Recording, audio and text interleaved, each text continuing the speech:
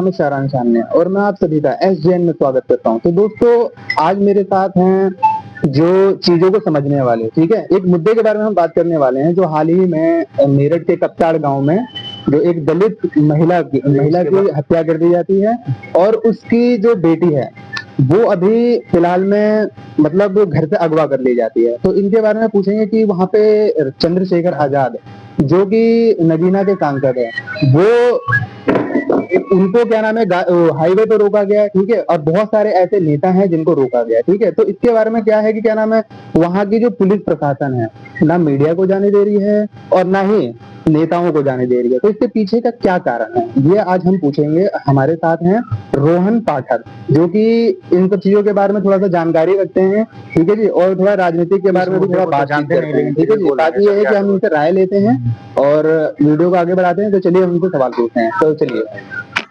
तो रोहन जी एक बात बताइए, जैसे कि मेरठ के कप्ताड़ गांव में जो हाल ही में अभी ये हुआ हत्याकांड हुई, जो एक दलित माँ को मार दिया गया, ठीक है, और उसकी बेटी को अगवा कर लिया गया। तो ये प्रशासन मीडिया को अंदर नहीं जाने दे रही है, ठीक है जी, और नेताओं को अंदर नहीं जाने दे रही। तो इसके पीछे का क्या ऐसा कारण है आप हमें बताइए, हमारे दर्शकों को बताइए। सुराज जी हम ये बताना चाहते हैं पहले तो ये कि ये न्यूज अभी तक हम देखे नहीं है क्योंकि हम अभी 2-4 दिनों से कुछ अपने पर्सनल परेशानी में थे, इसलिए न्यूज नहीं देखे। लेकिन फिर भी इस बात को जो आप बता रहे हो, इस बात के थ्रू हम इतना ही बता सकते हैं कि कहीं भी शासन प्रशासन नहीं चाहती है कि जो हो गया उसके तो कार्रवाई की जाएगी, उसके ऊपर जांच की जाएगी। लेकिन वो क्या कहते हैं, अगर नेता या मीडिया उस बात को जाएगी तो फैलाएगा और उससे दंगा फैलाने की कोशिश की जाती है। नेताओं का काम क्या होता है कि थोड़ी सी बात जो हो गई उसको शासन प्रशासन उसमें जांच करेगी, जो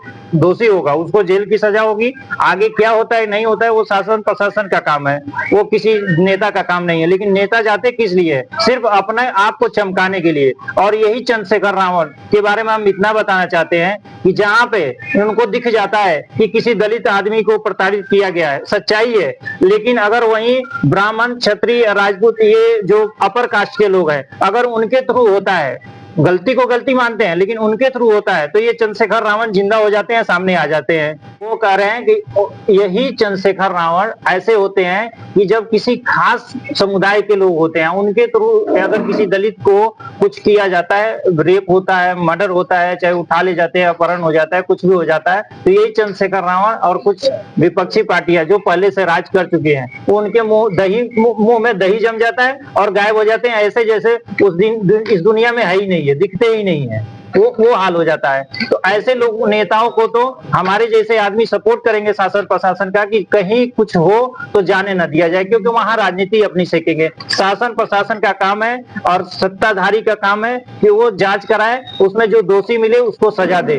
कोई नहीं कहता है कि दोषी को सजा न दो, लेकिन वहां जाके आप राजनीति करोगे आपको जाने नहीं दिया जाएगा। ये अच्छी पहल है सरकार की तरफ से। अच्छा, तो कहीं नहीं जातिवादी से प्रताड़ित नहीं की जाती है, वो पर्सनल अपनी दुश्मनी निकालते हैं लोग, या कोई काम नहीं किया रहता है इसलिए बड़े कास्ट के कुछ लोग दबंग 1-2 लोग होते हैं जो कुछ किसी को मार देते हैं, उठा ले जाते हैं, कुछ करते हैं, वो उनकी पर्सनल दुश्मनी होती है, पर्सनल मतलब होता है, ना कि किसी जाति से कोई मतलब होती है। जातिवादी तो वहां भी होता है जब किसी खास समुदाय वाला करता है, तो जब वहां नारा लगाते हो जय भीम जय भीम, तो क्या वहां वाले क्यों नहीं कर छोड़ देते, वो भी कर लेते हैं। उस समय तो आपकी जातिवादी मुंह में बंद हो जाती है। तो मतलब तो आपको मतलब कहने का मतलब ये है कि प्रशासन जो काम कर रही है, जो वहाँ पे जाने हमें इस प्रशासन पर फुल विश्वास होती है, 100 में से 110% हमें विश्वास रहती है। वो किसी दोषी को, और योगी जी को छोड़ने वाले नहीं होते हैं। क्या ब्राह्मण को नहीं सजा दिए या राजपूत को नहीं सजा दिए इसी यूपी में? सबको पता है, लेकिन राजनीति करने वाले राजनीति करते हैं।